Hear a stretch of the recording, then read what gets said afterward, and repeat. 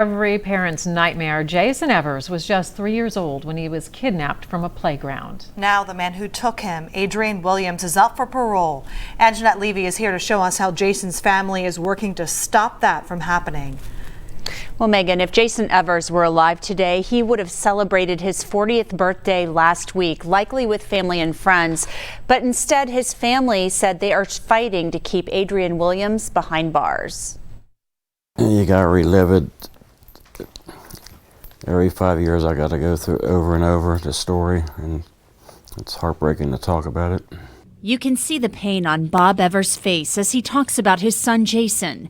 It takes him back to that day in 1982 when Adrian Williams took Jason from a playground in Springfield Township.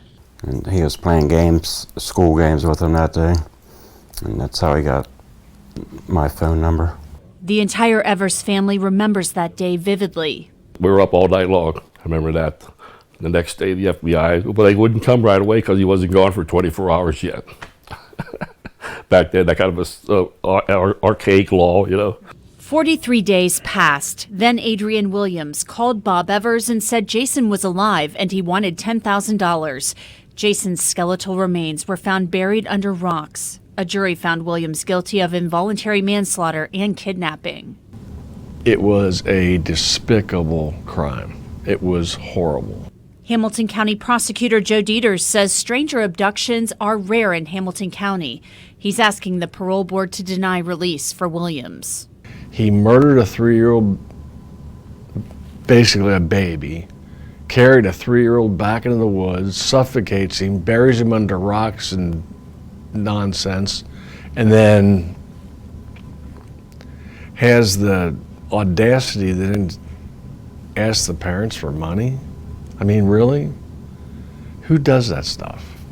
And this is all I have left for Jason. It's a locket of hair I scraped off the rocks he was buried under. And I keep this in my wallet and carry it with me every day. The lock of hair and memories of the little boy who would never grow up are what the Evers have now. They also have a mission, collecting signatures and asking people to sign an online petition opposing Williams' release. It's all for Jason. I just miss him so much. Wish he was here with me. And Williams can get out of jail when Jason comes home. Adrian Williams has served 37 years of a 50-year sentence. The Evers family will speak to the parole board later this month.